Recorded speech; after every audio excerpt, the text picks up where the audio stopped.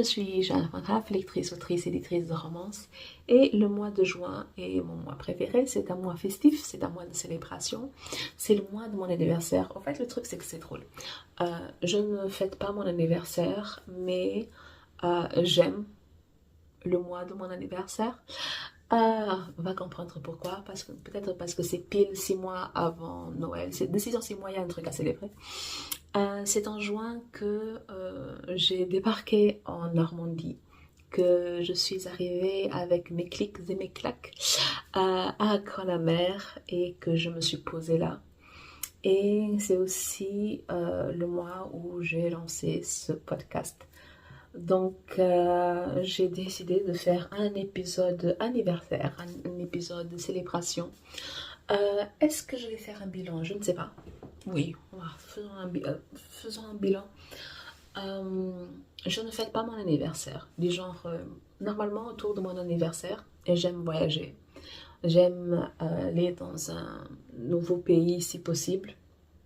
J'ai passé mon 40e anniversaire à Londres. L'année d'après, je suis partie à Stockholm. Mais l'année dernière, j'étais à Lisbonne parce que c'était l'anniversaire de ma mère. Elle faisait 70 ans. Et nos anniversaires sont à une semaine d'écart. Donc, j'ai passé mon anniversaire à Lisbonne. Et cette année, je n'ai pas bougé parce que j'ai passé... mon petit frère a fait 30 ans. Ça me fait toujours mal au cœur. J'ai changé ses couches. Il a 30 ans. Donc, il a 30 ans. Donc, il est adulte. Et du coup, comme il faisait 30 ans, ma mère a organisé une fête surprise. Donc, c'était pas à Lisbonne, c'était à Évora, dans l'Alentejo. Et donc, je suis partie la veille de son anniversaire pour célébrer son anniversaire. Et après un week-end à Évora, je suis partie à Lisbonne chez mon petit frère. Et j'y suis restée quasiment un mois. Et pour le coup, je suis rentrée en avril et pour le coup, je n'allais pas revoyager tout de suite après. Donc cette année, j'étais ici et je suis restée en Normandie pour mon anniversaire. Mais encore une fois, normalement, je ne souffle de bougies uniquement parce que les gens me font souffler des bougies. Parce que quand je suis seule, je ne le fais pas, je vais très bien. Ce n'est pas... Marquer le coup, oui, du genre c'est symbolique, mais l'idée de s'ajouter un an, ça ne m'inspire pas plus que ça. J'aime pas m'attarder sur le fait que je vieillis ou que je deviens de plus en plus vintage. Je n'aime pas m'attarder sur ce côté-là. Ce n'est pas que je n'aime pas, ça m'est indifférent en fait. Les gens, ouf, bon ben j'ai 43 ans, les gens. Je peux commencer à dire que j'ai 45 ans, j'ai aucun de mal à dire mon âge, j'ai aucun de mal à dire que je suis plus âgée que je le suis, comme ça je m'habitue à l'idée et bon ben peut-être que je resterai pendant 2 ans, je dirais que j'ai 45 ans, juste pour que je m'habitue au truc. Mais les années, parfois il faut que je calcule pour me souvenir de mon âge, donc pour le coup, marquer le coup pour l'âge, je m'en fous. Mais marquer le coup symboliquement pour le renouveau, ça je préfère. Donc voilà, j'ai 43 ans. Et la vie continue, j'ai toujours l'impression d'avoir 18 ans. Qu'est-ce qu'il y a d'autre? Ça fait 3 ans que je suis en Normandie. En fait, je suis allée passer mon 40e anniversaire à Londres. Je suis rentrée. J'ai déménagé. J'ai déménagé en 2 semaines. En 10 jours. Ouais, 10 jours. Je suis rentrée. Ouais, j'ai déménagé en 10 jours. Je suis très contente d'être en Normandie. Du genre, c'était vraiment par hasard. les étoiles étaient alignées et j'aime la vie que je suis en train de créer. Il y a des jours où c'est pas toujours facile, je suis trop dans ma tête, je suis trop dans mes blocages et c'est quelque chose que je dois, sur laquelle je dois travailler. Mais je gagnerai l'euro million, je resterai. Je gagnerai 1 million là tout de suite maintenant. Ben, je resterai.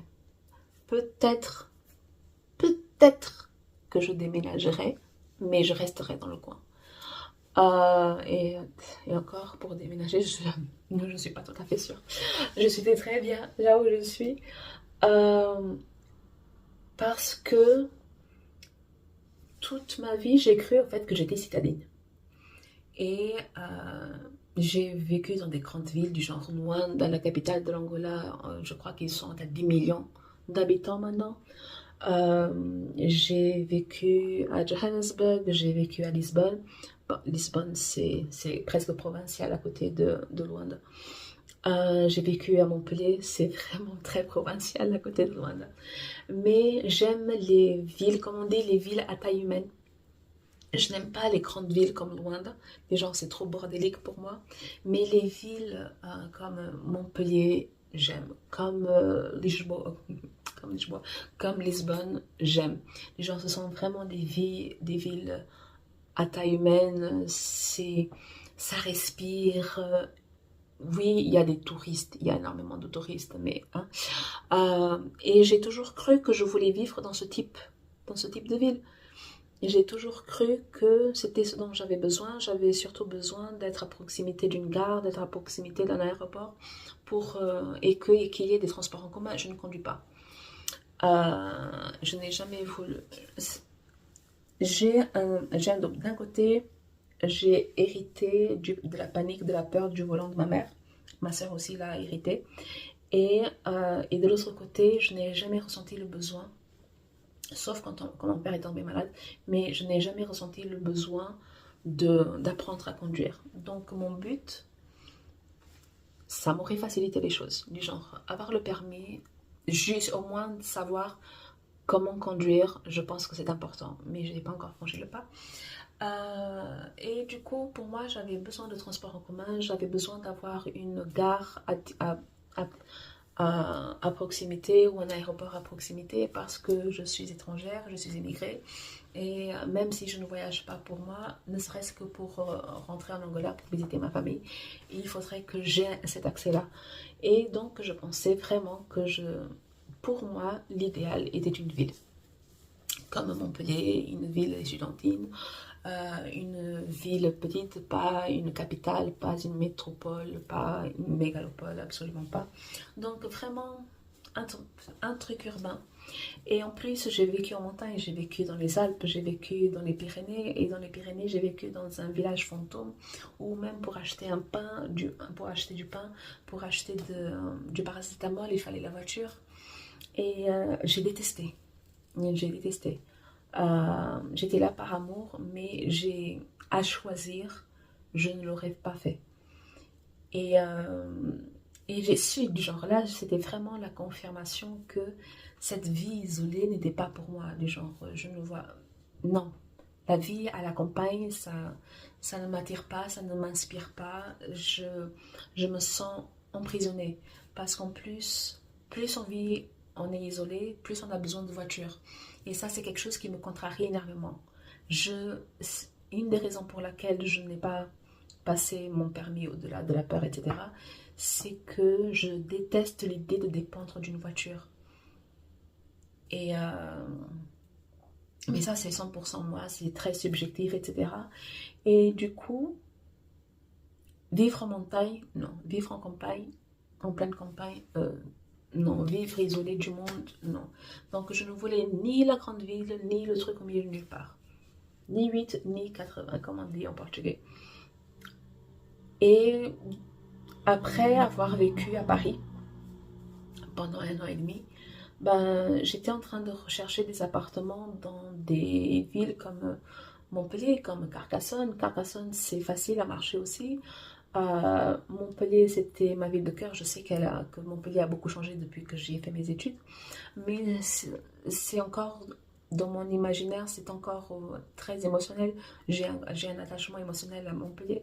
Donc, je cherchais dans ces zones-là et l'univers a fait que je vienne à côté de Caen. Et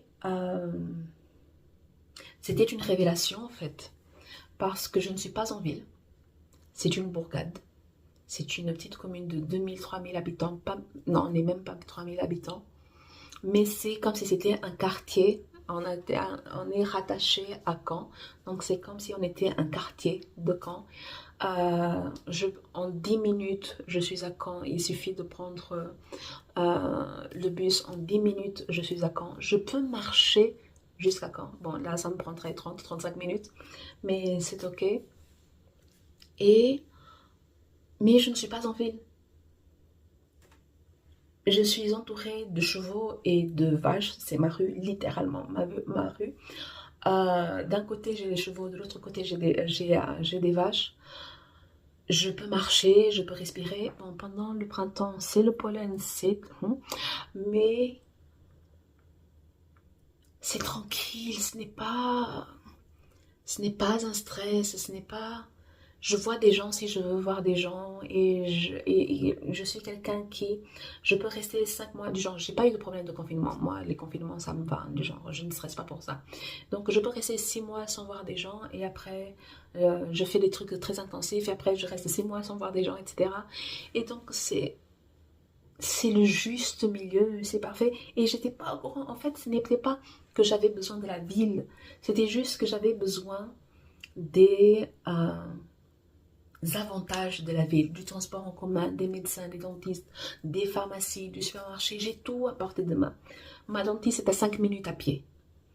J'ai un médecin à 20 minutes à pied.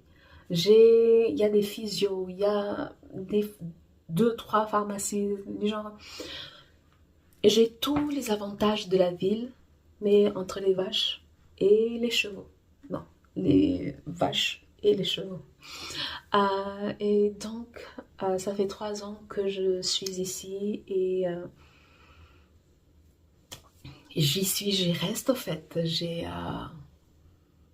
J'aime être là, j'aime être ici, j'aime la vie que je suis en train de me créer, j'aime les amis que je suis en train de me faire, j'aime la vie dans laquelle je suis en train de m'insérer. C'est parfois très compliqué parce que je suis euh, ambivertie, je crois. Je suis très introvertie avec les gens que je ne connais pas, alors que je suis très extrovertie avec les gens que je connais.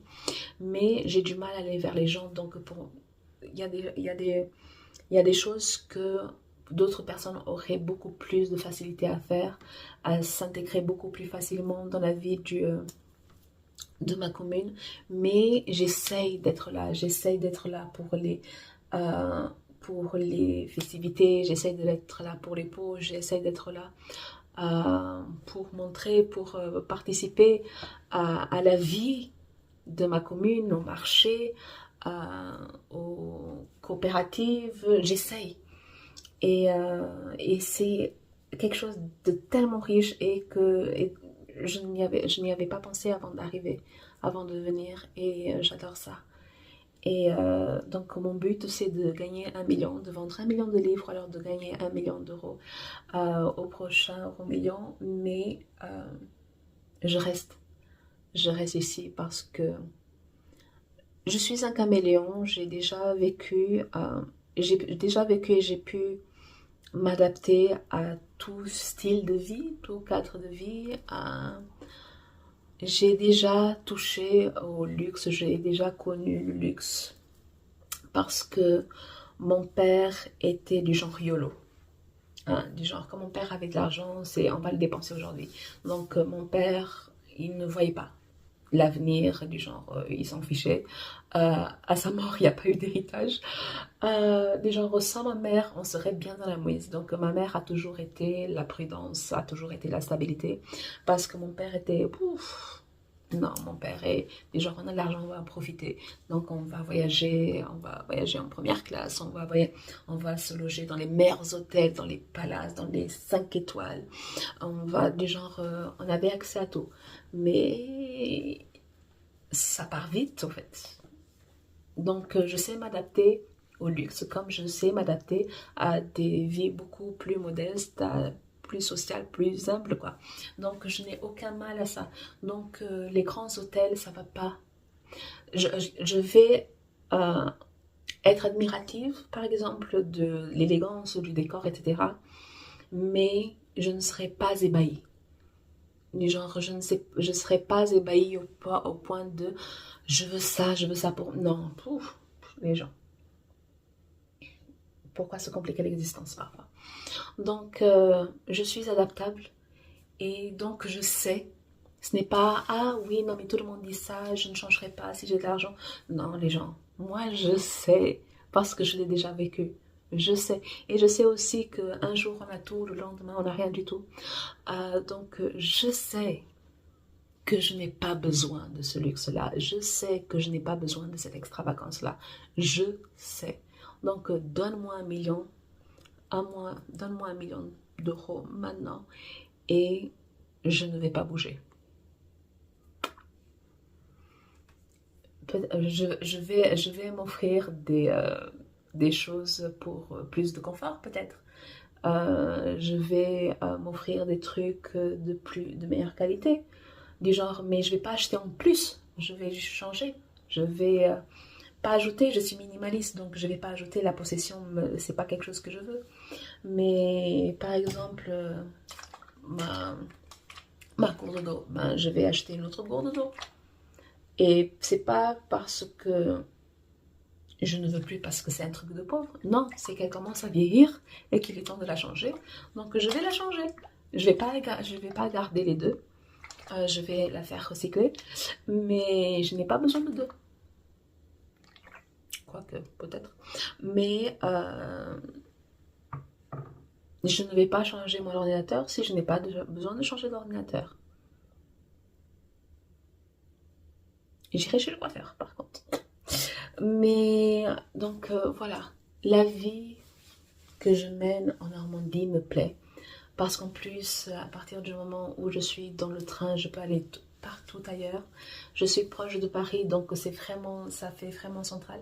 Genre, je suis loin du sud que dont je cherchais. Je suis loin de Carcassonne, je suis là, de Montpellier, de mes amis proches, etc. Et ça fait loin. Ça fait un peu loin d'ailleurs. Normandie, Carcassonne, ça fait loin. Maintenant, Normandie, Caen, Perpignan, ça fait très très loin.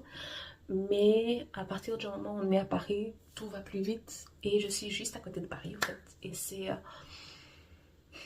j'ai tout. J'ai tout ce dont j'ai besoin. Et je n'aurais pas imaginé, je n'aurais pas rêvé mieux, je crois. Et quand j'ai quitté l'Angola en 2021 et que je ne savais pas encore, je pensais encore, j'étais convaincue que j'allais vivre au Portugal. Je ne savais pas du tout quelle serait ma vie. Du genre, j'ai dit après les confinements, les couvre-feux, après le Covid, etc. Ben, je pars vivre au Portugal. Et finalement, je suis là et je suis bien et j'adore être là. Et, euh, et voilà, et merci l'univers pour ça, quoi. Et la troisième célébration, c'est que ça va faire un an, ça fait un an de ce podcast que j'ai appelé lectrice, autrice, éditrice de romance parce que je ne voulais pas juste parler de romance, je voulais parler de qui j'étais, de pourquoi je pensais comme je pense, pourquoi je disais les choses que je dis, pourquoi j'écris les histoires que j'écris. Et tout est mélangé, donc c'est moi citoyenne, c'est moi la femme mélanée, c'est moi la femme immigrée, c'est moi la femme angolaise, c'est moi la femme créative, c'est moi la femme en France, c'est moi la femme dans le monde. Et tout ça, ces différentes facettes de moi, ces différents traits de moi, ça fait que je suis la lectrice que je suis la romancière que je suis l'éditrice que je suis. Donc j'espère que ce que j'ai pu proposer dans ce podcast aura permis de comprendre un peu mieux d'où je viens et pourquoi je suis qui je suis. Et donc, en tant que bilan, il y a des choses dont je ne suis pas très contente. Mais ça, c'est une autre affaire. Il y a des choses que je dois régler. Il y a mes blocages que je dois régler. Si un jour je les règle, il y a tout plein de choses encore. Mais en règle générale, dans l'ensemble, je suis extrêmement reconnaissante et je suis extrêmement contente et soulagée et heureuse d'être là où je suis aujourd'hui et d'avoir la possibilité de changer les choses que je peux changer, de régler les choses que je peux régler, de rectifier le tir. J'ai cette possibilité, j'ai ce privilège, j'ai ce luxe et c'est quelque chose qu'il y a 10 ans je n'avais pas. Et donc, comme disent les Anglos, I don't take it for granted. Je ne prends pas pour acquis. Et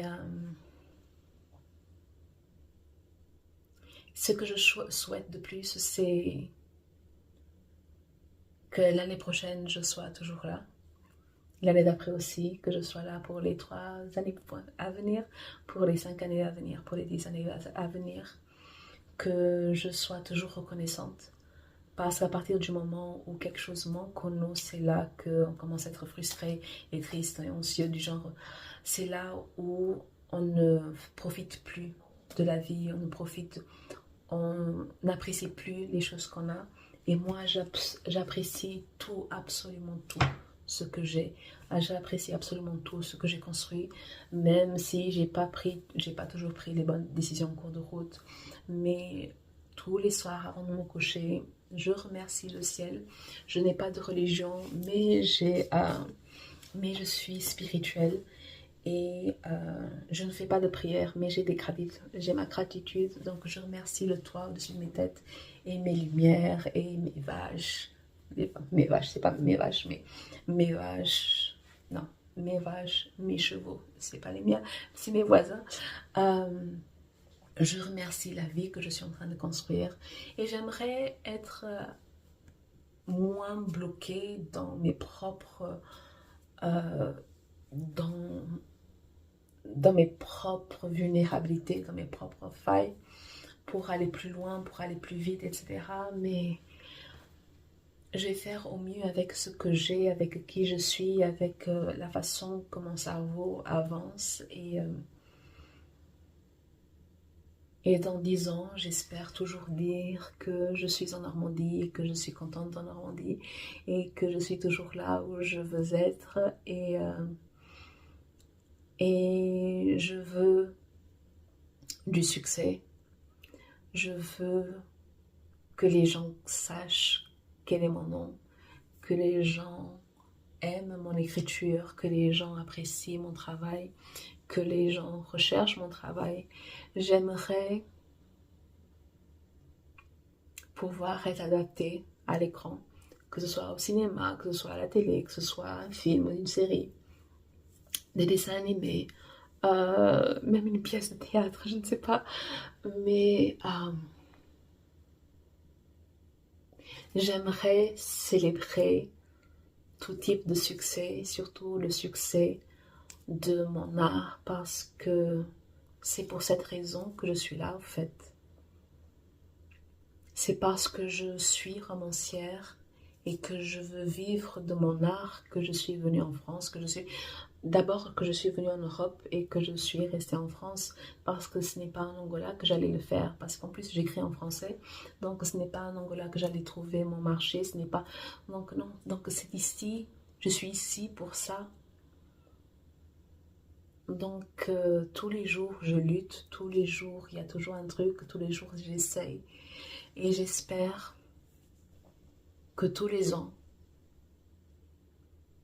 pour les 40 prochaines années, pour les prochaines 40 ou 50 années, parce que dans ma famille on vit vieux, j'espère qu'on puisse toujours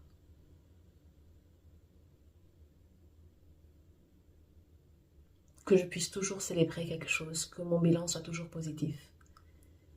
Et qu'il soit positif parce que j'ai réussi à vivre mes rêves, tous les rêves, celui que j'ai aujourd'hui et celui qui viendront. Et que je sois toujours reconnaissante pour ce que j'ai.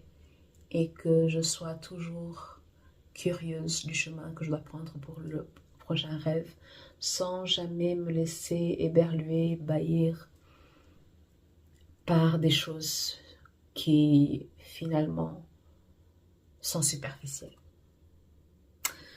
Donc voilà, c'était un épisode d'introspection, un épisode de célébration, de reconnaissance et d'espoir et de souhait. Et genre, je ne souffle pas les bougies quand je n'ai pas à souffler des bougies, mais je souffle là pour mes souhaits et qui se réalisent. Et genre, je veux conquérir le monde, une romance à la fin et une romance à la fois. Et mon but, là, mon premier but, entre l'adaptation à l'écran, au-delà de l'adaptation à l'écran, c'est de vendre 1 million de livres, au moins 1 million de livres. Je suis encore loin du compte. Donc les gens, si tu veux bien m'aider, du genre, je compte sur toi. Mais j'y vais y arriver. Je suis dans le chemin. J'arrive. Je suis Joanne Branhaf, lectrice, autrice et lectrice de romance luso-angolaise en Normandie et aujourd'hui pour les années à venir.